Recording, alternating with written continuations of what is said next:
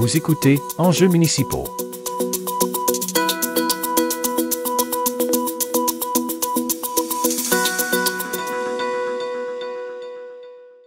Avec Gino Cyr, maire de Grande-Rivière, nous faisons un retour sur les activités des 75 ans de l'École des pêches et de l'aquaculture du Québec, de la nouvelle zone d'innovation bleue, ainsi que des projets qui se terminent bientôt, soit la caserne, le gymnase de l'École Bon Pasteur et la piste d'athlétisme.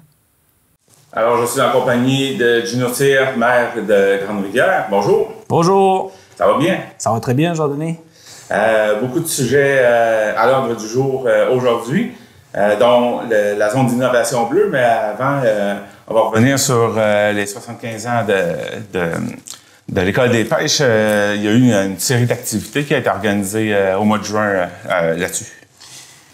Ben écoutez, premièrement, merci de l'invitation. Donc, on a fait plusieurs dernièrement des entrevues là, en Zoom, mais je tenais là, de faire peut-être dès le retour de tes vacances une entrevue là, en personne. Donc, pour donner un petit peu d'informations, effectivement, cette année, l'École des pêches, l'EPAC, a célébré là, son 75e. Donc, il y a un comité qui avait été mis en place, dans lequel j'en faisais partie à l'occasion, mais on avait le directeur général, M. Ken Moreau. On avait Samuel Méthode, le directeur des loisirs culturels communautaires, qui était présent. On avait même un consultant qui travaille pour nous pour s'assurer que la ville soit un partenaire de prestige, puis de s'assurer d'en faire un succès. Donc, le 16 de juin, il y avait une journée organisée, visite à l'École des pêches. Donc, nous, la ville, dans le cadre de cet événement-là, on voulait profiter de cette belle opportunité de la présence de l'ensemble de la filière de l'industrie des pêches à Grande-Rivière pour organiser des activités en parallèle. Donc, c'est-à-dire, le matin même, j'ai organisé, là, la ville, on a organisé là, avec des hauts lieux du gouvernement du Québec, même là, des partenaires financiers, à des visites d'entreprise. Donc, on était visiter là, l'agrandissement de l'entreprise FIPEC dans le parc industriel Gage-Copperton. Ensuite, on s'est déplacé là, chez l'entreprise Conception Navale MFP à Newport pour parler, discuter un peu des bateaux d'avenir. Donc, comme vous le savez, on travaille beaucoup sur des bateaux hybrides, sur l'électrification, sur les projets au niveau de l'aluminium. Donc, on voulait démontrer un peu tout le potentiel du développement lié au secteur maritime. Puis, ça nous a permis aussi après, pour terminer cette visite-là, le matin même, avec une visite là, chez l'entreprise Gagnon et Fils, pour permettre là, aux acteurs du milieu, des partenaires là, en tant que du gouvernement, de voir là, puis de constater là, l'importance de l'industrie, de la transformation du crabe des neiges là, dans notre secteur. Sur l'heure du midi, on a eu la chance de dîner là, avec le ministre Lamontagne. Donc, ça nous a permis d'échanger sur des enjeux liés là, à Grande-Rivière. Puis, pour les gens qui ont assisté, je sais que vous avez diffusé les informations. On a eu là, la belle annonce là, concernant le Carrefour d'innovation, que ça fait longtemps qu'on parle. Donc là, on a eu la pelletée de terre, donc un investissement majeur qui va permettre là, au Canada d'avoir une deuxième vie, plus au niveau de la recherche et développement, donc avec le porteur qui est Mérinov, le plus grand CCTT dans l'Est du Canada au niveau de la filière marine. Donc, ça va être un centre d'importance avec un agrandissement qui va permettre là, la création d'environ 25 nouveaux emplois dans la recherche et développement. Donc, ça vient vraiment bien structurer là, la recherche scientifique. Ça va permettre, là, ici à Grande-Rivière, d'avoir des équipements de haut niveau pour permettre là, à Mérinov d'entreprendre des projets majeurs. Puis comme vous le savez, tout ça, c'est dans le cadre avec l'École des pêches. Là. On a des projets là, avec l'École des pêches. Là, il y a un projet présentement de modernisation là, avec ce qu'on concerne là, au niveau là, l'environnement, là, simulation marine, donc un simulateur qui sont en train de mettre en place. On a aussi le projet éventuellement des antennes universitaires qu'on peut être en mesure de pouvoir offrir là, à partir de Grande-Rivière, comme les autres campus là, en Gaspésie et aux Îles-de-la-Madeleine, un accès là, aux études universitaires. Donc ça, c'est intéressant. Puis dans l'après-midi, on a fait la présentation de la zone de l'économie bleue à la filière. Donc on a eu une belle participation. 170 participants qui étaient sur place.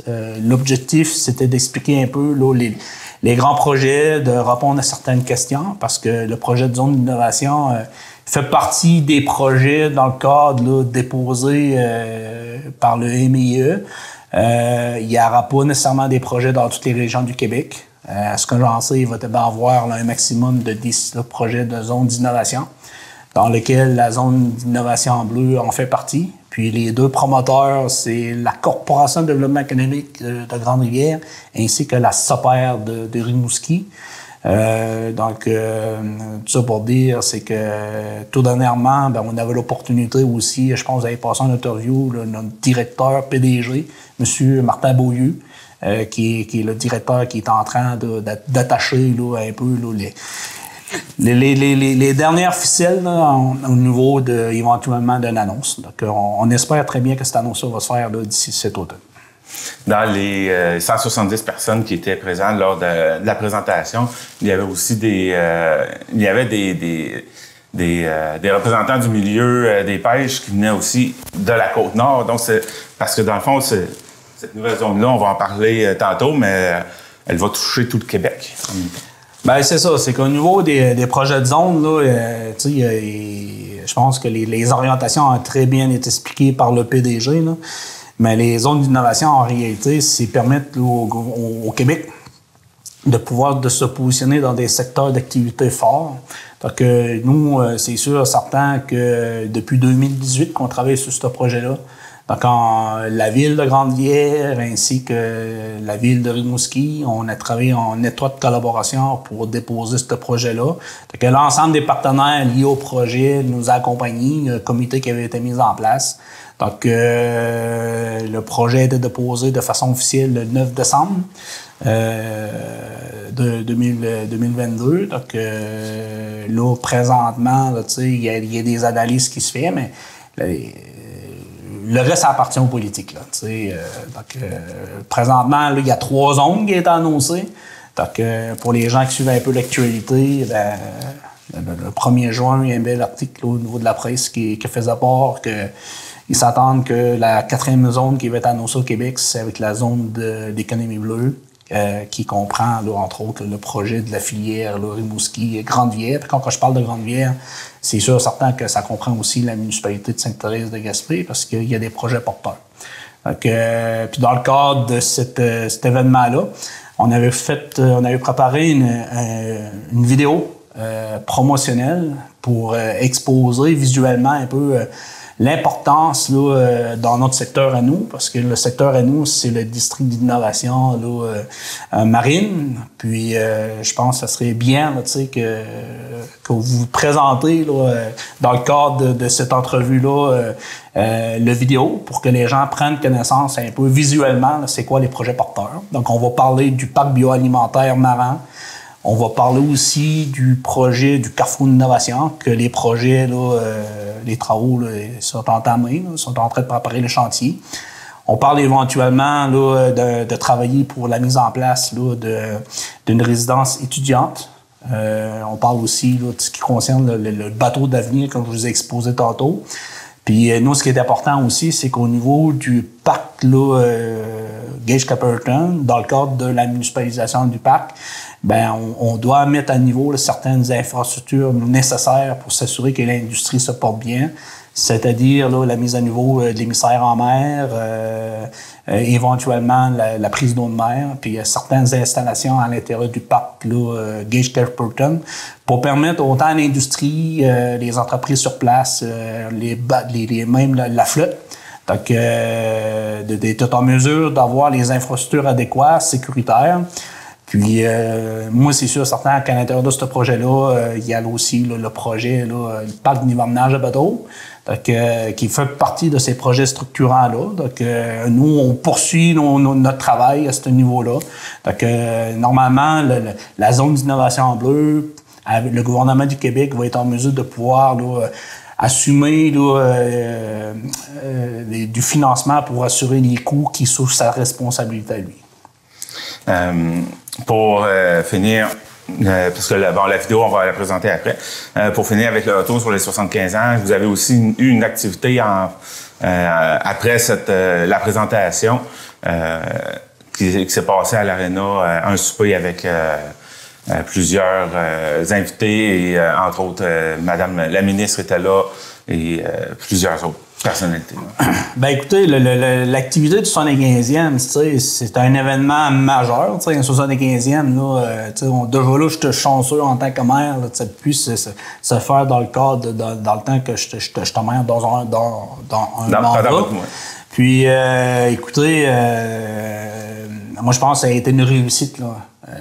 Le fait d'avoir pu inviter à peu près 360 personnes, puis comme vous l'avez bien exposé tantôt, on avait des représentants là, de l'industrie, que ce soit de la capture, de la transformation, recherche-développement, des partenaires de l'industrie, partenaires financiers, organismes socio-économiques qui étaient présents.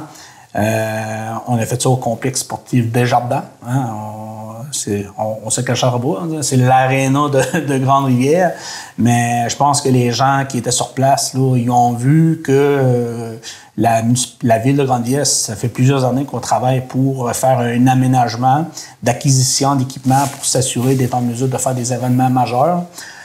Puis, dans le cadre de cette activité-là, on a su démontrer à l'ensemble de la filière que pendant la période estivale, en dehors des heures de glace, on a un endroit présentement à Grande-Rivière dans lequel on peut tenir des événements majeurs, style banquet. Donc, les gens là, ont bien apprécié le fait d'avoir un cocktail style 5 à 6 là, directement sur place pour faire du réseautage là, dans le hall de l'entrée avec la bibliothèque. Puis, suite à ça, se diriger vers le banquet. Donc, je pense que ça a été une réussite là, totale. Je tiens à remercier le comité, l'École des pêches, d'avoir aussi là, l'EPAC, d'avoir eu confiance à la ville parce que on avait là, comment dire, on avait des grosses responsabilités de s'assurer de pouvoir tenir un tel événement dans un complexe sportif Desjardins. Puis pour que les gens nous fassent confiance, là, de démontrer que avec les rideaux, l'acquisition et dernièrement des équipements, là, que ce soit les chaises, les tables rondes, la façon que que c'était disposé au temps de la salle, là, quand les gens arrivaient sur place, là, ben on était sûr à certains qu'on était dans un centre de congrès.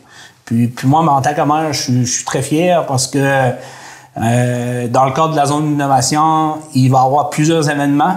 Puis on a su démontrer qu'on est capable de tenir des événements chez nous dans Rocher-Percé. Puis on va profiter de cette installation-là, puis de d'autres installations pour s'assurer de maximiser les retombées économiques directement dans Rocher-Percé. Maintenant, on va parler de la zone d'innovation bleue. On va présenter la vidéo. Parfait.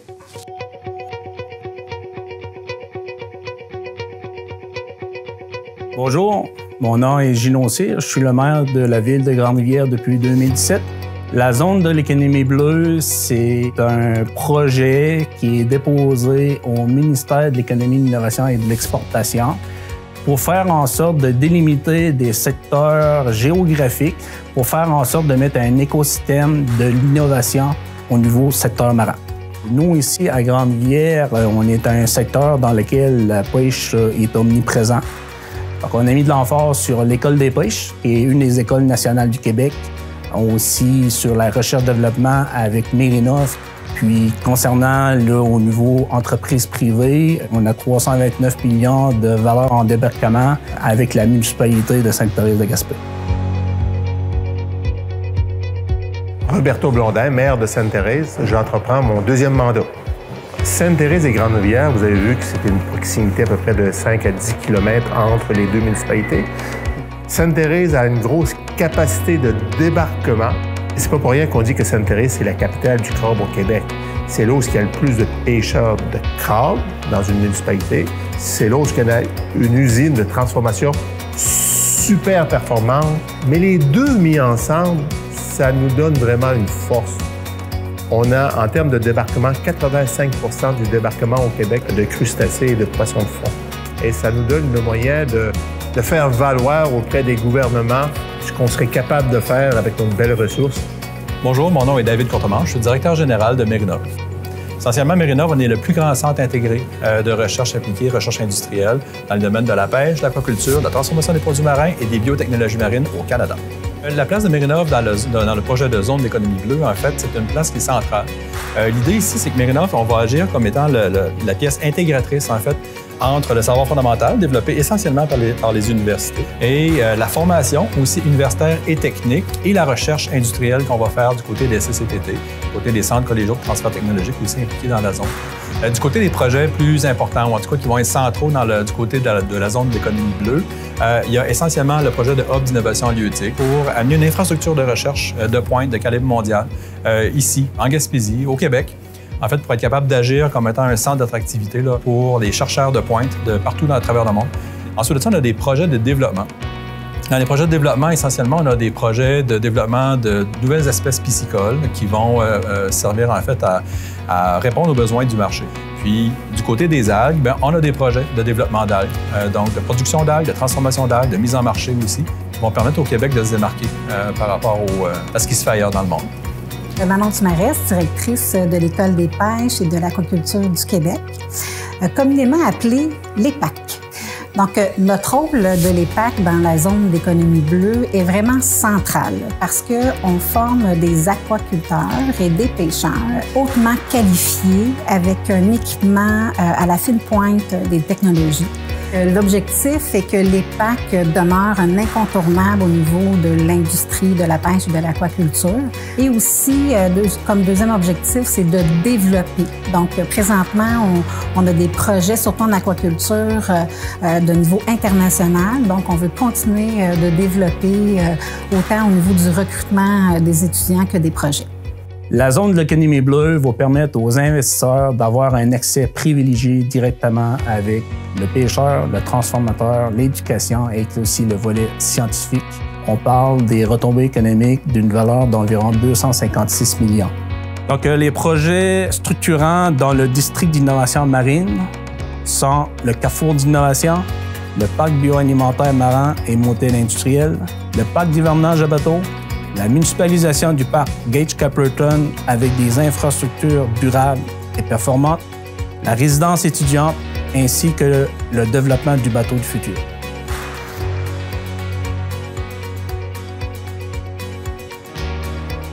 Le parc bioalimentaire marin, c'est une capacité d'accueil.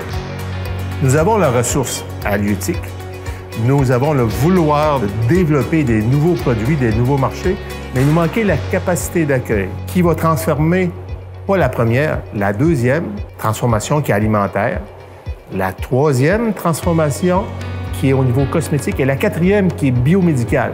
Si vous venez dans notre zone d'économie bleue, en plus d'avoir une capacité d'accueil, vous allez avoir droit à des programmes majorés. Au niveau des investissements internationaux, ce qui est évidemment recherché, c'est qu'en ayant des infrastructures de pointe, en ayant des équipes de recherche de pointe, en ayant un écosystème qui est bien établi, bien structuré, concentré sur un territoire donné, l'idée, c'est d'aller chercher des investissements privés, ça, évidemment, des investissements du gouvernement du Québec, du gouvernement fédéral, mais aussi et surtout des investissements étrangers qui vont venir apporter finalement des nouveaux capitaux pour l'avancement de la recherche, puis l'avancement aussi des procédés industriels, puis des processus d'affaires pour les entreprises du Québec. On offre aussi aux petites entreprises tout l'équipement nécessaire pour le démarrage. Parce que souvent, quand on débute, on n'a pas tous les équipements nécessaires et on peut réserver ici l'école pilote pour pouvoir produire notre produit marin. Ce qui nous démarque au Québec, c'est qu'on a de l'électricité qui est très peu coûteuse. On a de l'eau de qualité, autant en eau douce qu'en eau salée. On a du territoire, on a un système d'éducation, de formation, enseignement supérieur qui est de pointe, là, donc qui est de très haut niveau. Donc, en optimisant finalement l'utilisation de l'ensemble des ressources, je pense qu'on peut très, très bien rayonner partout à travers la planète avec ce qu'on a ici. Il y a aussi, à travers cette zone d'innovation, on garde une partie pour le développement au niveau du milieu de vie. Ce milieu de vie-là est permis à l'intérieur des balises de la zone d'innovation. Comme maire de la ville de Grande-Rivière, je m'avais donné comme objectif d'en faire une ville prospère, accueillante et attrayante. Le projet de zone de l'économie bleue va permettre de créer un écosystème d'opportunités d'affaires qui va intéresser les investisseurs et les familles de venir s'établir chez nous à Grande-Rivière.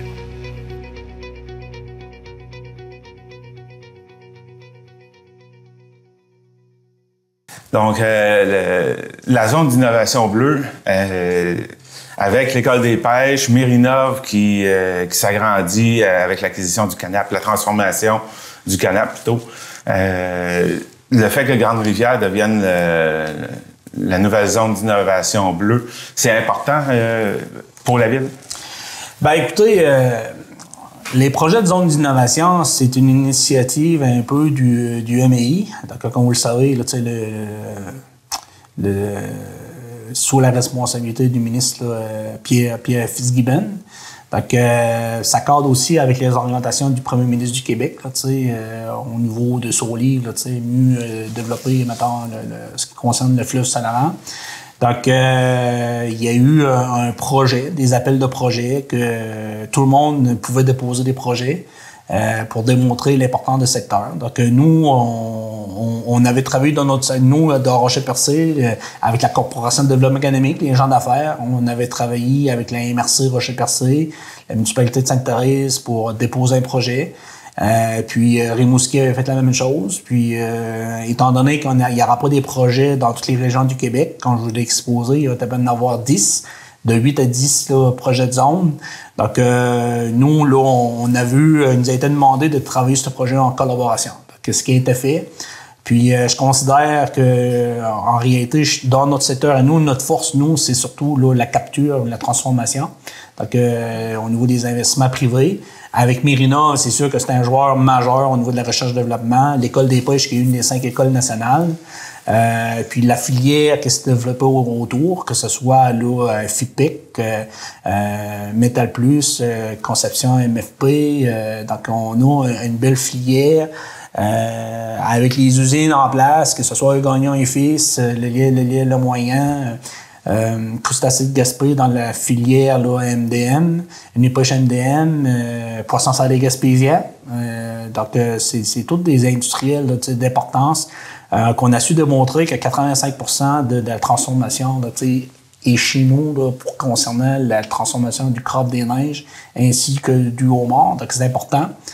Quand je parle qu'on avait des retombées économiques de 329 millions, c'est qu'on a fait faire une étude par Raymond Chabot Grant Thornton, juillet 2022, qui vient de montrer que les retombées économiques de l'industrie des pêches, c'est 1 milliard là, par année là, au Québec, dans lesquels 33% est uniquement dans Rocher-Percé. Donc, à ce niveau-là, juste pour vous donner un peu des exemples, là, présentement, il y a 35 permis traditionnels de crabe des neiges, dans lesquels il y en a 29 dans lesquels les propriétaires sont dans la MRC Rocher-Percé. Il y en a 6 qui est aux îles de la Madeleine. Puis concernant les détenteurs de permis d'eau mort, il y en a 171, puis dans Rocher-Percé, il y en a 101. Donc, maintenant, on parle de petites PME, de PME, qui embauchent des gens. Donc, moi, ce qui est important, c'est de maintenir là, en santé cet écosystème-là. Puis, dans notre secteur à nous, ben, c'est important. Puis, avec le partenariat qui a été mis en place avec Rimouski, ben, on viendra renforcer l'écosystème parce que Rimouski, là, comme vous le savez, il y a l'UQAR qui est directement en place, qui fait partie du projet de zone. On a tous les centres de recherche, là, comme le CRBM qui est en place. Donc, il y a une école nationale là-bas. Donc, on se ramasse avec 2 écoles nationales. Donc, dans la présentation qui a été faite, là, je vous dirais que présentement, l'économie bleue, on parle des projets pour les 5 prochaines années là, pour environ $1 milliard. Puis, dans notre secteur à nous, là, avec les investissements privés et les projets là, qui est en cours, on parle d'environ 256 millions compte que j'ai expliqué dans la vidéo promotionnelle. Et les prochaines étapes, c'est quoi? Là, on a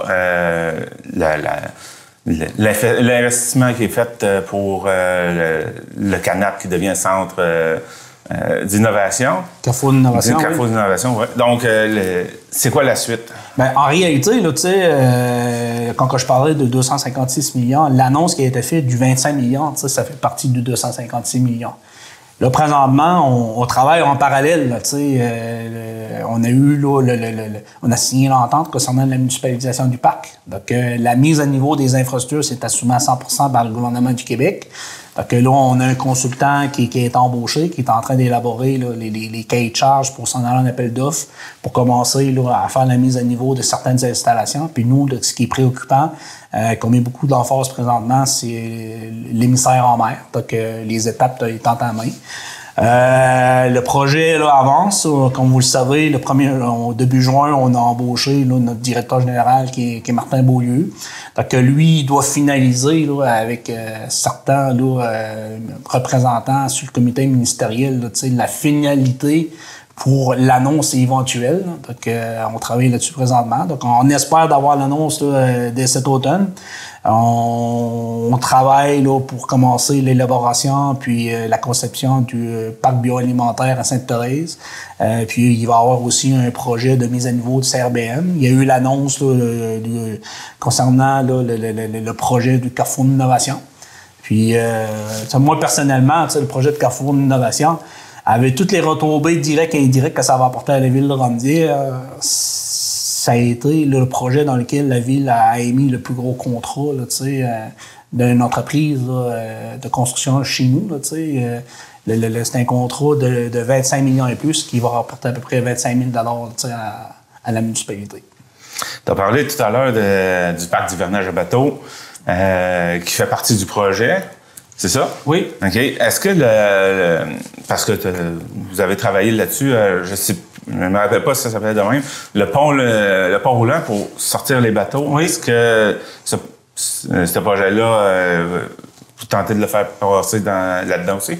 Oui, mais en réalité, c'est que dans les projets de zone d'innovation, c'est qu'un projet de zone d'innovation, ça délimite là, des zones géographiques au Québec. Puis présentement, pour développer un écosystème pour créer vraiment là, une expertise à valeur ajoutée.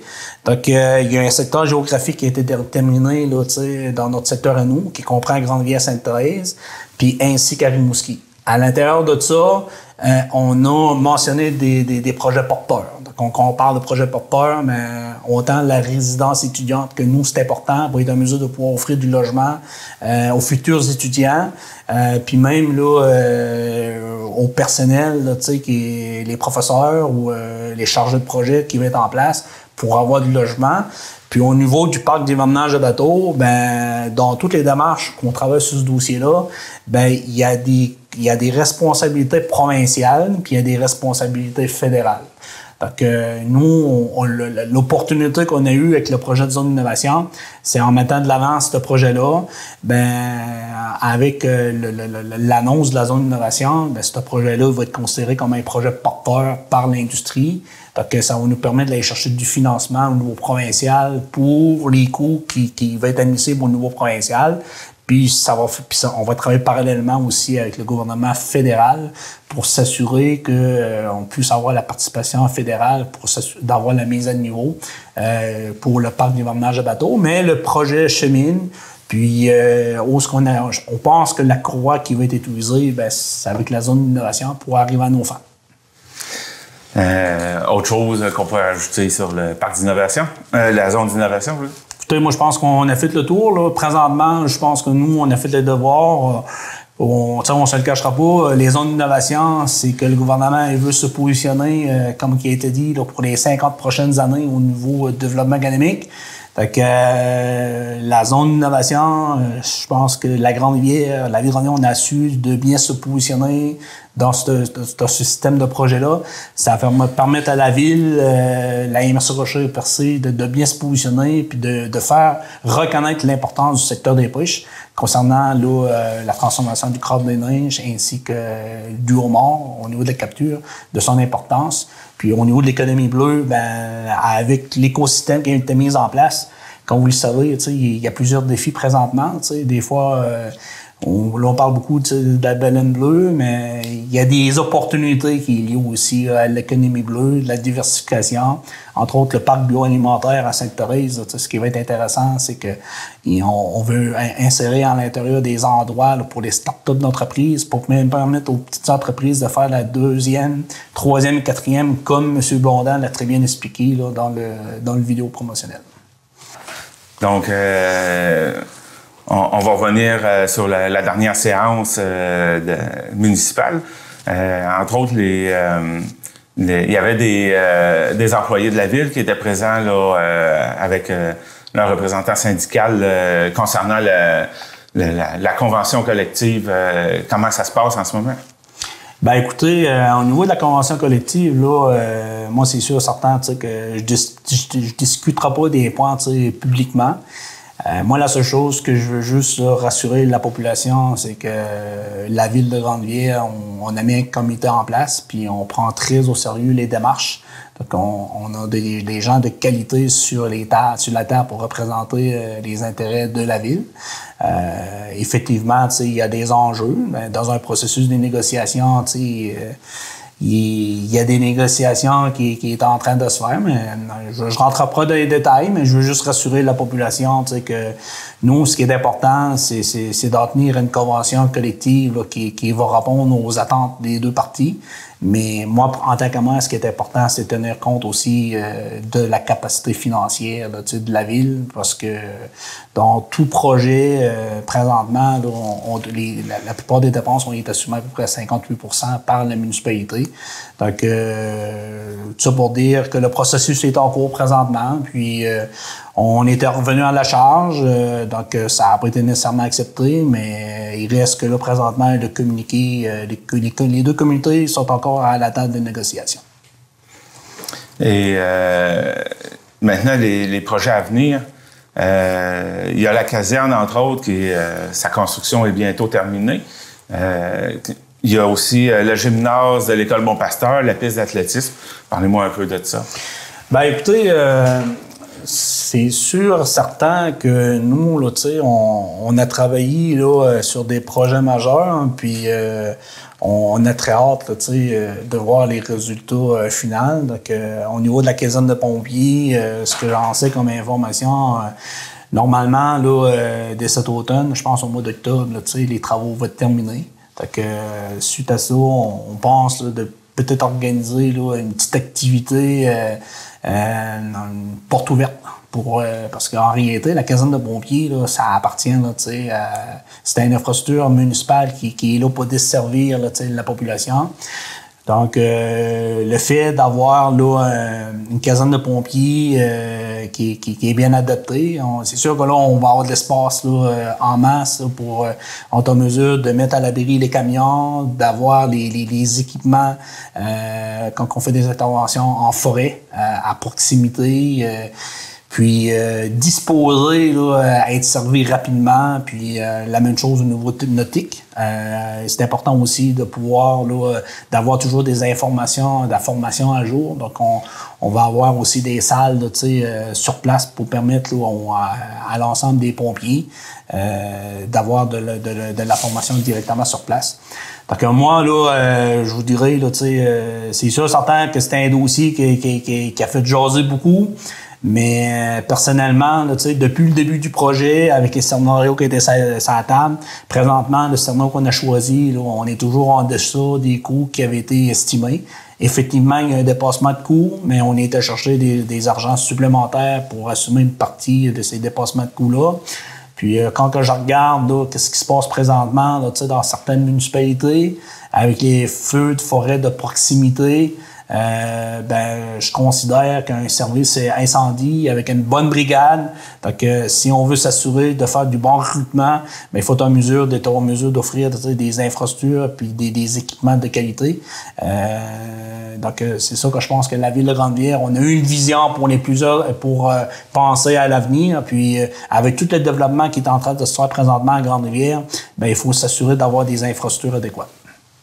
Et il y a le gymnase de l'école Beaupasteur qui est sur le point d'être terminé aussi. Oui, c'est sûr, certain que le gymnase, là, il y a eu des retards, comme vous le savez, là, comme dans plusieurs projets. Là. Donc c'est sûr que normalement, là, on parlait peut-être d'une ouverture là, au mois de juin, mais étant donné que l'année scolaire était terminé, donc on s'est donné, il y a un délai supplémentaire qui est accordé. Donc normalement, là, à l'entrée de la prochaine année scolaire, c'est que le gymnase va être prêt. Puis ça, c'est un projet, comme vous le savez, hein, il y a eu une première phase d'avoir un gymnase, c'était un 12-18 qu'on parlait au départ. Puis après ça, étant donné qu'on avait l'école des pêches, puis avec le développement, on a su démontrer par une phase 2 de la possibilité d'avoir plutôt un gymnase 18-24, qui va permettre d'offrir certaines activités, exemple, que ce soit au niveau du volleyball, basketball. Donc là, ça vient d'ouvrir une belle fenêtre d'opportunités pour accueillir des activités parascolaires directement dans notre secteur. Donc quand on parle du gymnase de la polyvalente, avec ce gymnase-là qui est en place, puis avec les équipements qui est à Chandler, maintenant on est bien équipé pour accueillir des événements de l'ARSIC, ce qui n'était pas dans le passé.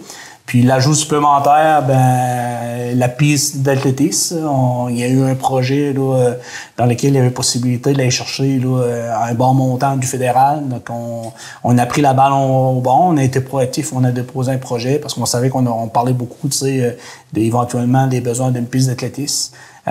Donc on a réussi à attacher le financement, puis on a réalisé de quoi de très, très intéressant. Donc c'est encore un autre actif au sein de notre municipalité qui va nous permettre de créer des événements majeurs chez nous à Grande-Rivière. Donc moi, personnellement, je peux vous dire que ça va bien, puis là, je parle pas du dossier de l'arrêt au gare, l'agrandissement qui est en train de se faire. Donc suite à ça, on doit faire d'autres démarches pour s'assurer de pouvoir utiliser notre aéroport. Donc, il y a du travail qui va être fait pour faire du recrutement au niveau des transporteurs. Comme vous pouvez le voir aussi, là, même dans le parc industriel à côté de la région intermunicipale, il y a un agrandissement qui est en train de se faire là, avec les nouvelles orientations du gouvernement au niveau de l'embouteillage, donc les nouvelles politiques. Là, donc, ça va faire en sorte qu'on est en mesure de transformer directement sur place, puis d'accueillir aussi là, certains matériels qu'on n'était pas dans le passé. Donc, l'objectif de ça, c'est de diminuer les coûts, diversifier les revenus. Au niveau de la gestion des matières résiduelles, là, c'est préoccupant. Donc, on fait des efforts pour s'assurer de diversifier les revenus, d'amoindrir les dépenses, parce qu'on n'a pas le contrôle là, de ce qui se passe présentement avec ce qui concerne l'inflation. Dépassement de coûts, oui, mais l'inflation, présentement, ça touche tout le monde. Hein. C'est que les autres qui payent la facture, eux autres, pareil, subissent de l'inflation. Donc, c'est important d'avoir une bonne gestion. Puis présentement, il y a certains projets là, qui étaient supposés aller de l'avant, mais qu'on était un petit peu plus prudents. On ne se le cachera pas avec la hausse des taux d'intérêt. Donc là, les taux d'inflation, donc il y a des choses. Là, moi, je pense que ce qu'on est en train de réaliser présentement, là, on a beaucoup de choses sur la table présentement, puis on va s'assurer de bien faire les choses avant d'entamer d'autres projets majeurs. Mais moi, ce qui me concerne, c'est sûr certain que la zone d'innovation, avec des projets d'investissement pour 256 millions pour les 5 à 15 prochaines années, écoutez, je pense qu'on a fait... Moi, personnellement, en tant que moi, je pense que quand je m'avais présenté, j'avais dit à la population que je voulais m'investir pour permettre à la ville de Grande-Rivière d'avoir de la prospérité.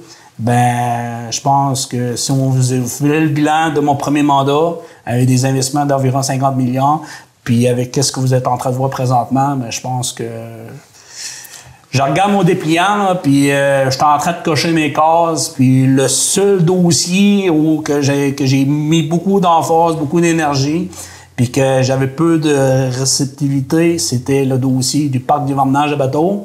Mais dans le cadre de la zone d'innovation, ben, d'après moi, on va être en mesure de pouvoir réaliser ce projet-là aussi. Bien, Gino Cyr, merci beaucoup pour votre passage en studio. Il y a beaucoup de projets à Grande-Rivière, donc beaucoup de développement. Ben, merci beaucoup. Puis si vous me permettez, ben, je voudrais profiter là, de l'occasion pour souhaiter là, une bonne période de vacances. On n'a pas été chanceux là, au mois de juin avec la température, en espérant que la fin du mois de juillet, mois d'août, début septembre, on va être en mesure d'avoir une plus belle température. Puis je tiens à remercier aussi la population là, de leur présence. Là, on nos activités du mardi chaque parvé.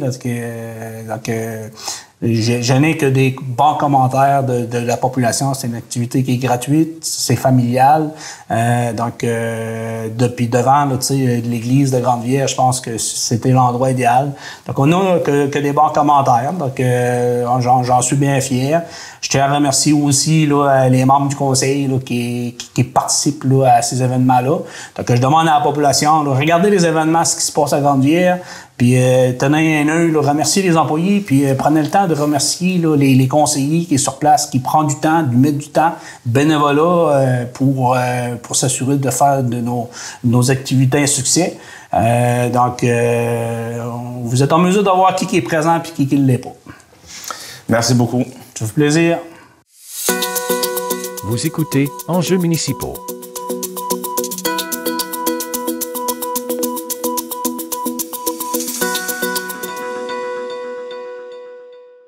La télévision communautaire de Grande-Rivière tient à remercier le gouvernement du Canada, par l'entremise de Cactus, pour son aide dans le cadre du programme Initiative de journalisme local. Le restaurant Côte d'Or de Grande-Rivière, là où le plaisir de bien manger rencontre la qualité d'un service courtois. Le restaurant Côte d'Or de Grande-Rivière vous propose ses classiques qui ont su faire sa réputation au fil des ans. De son fameux poulet en passant par sa poutine légendaire et sa pizza gourmande, font du restaurant Le Côte d'Or un incontournable en Gaspésie. Nous offrons la livraison sur tout le territoire. Notre bar laitier est maintenant en opération. Consultez notre page Facebook pour les heures d'ouverture.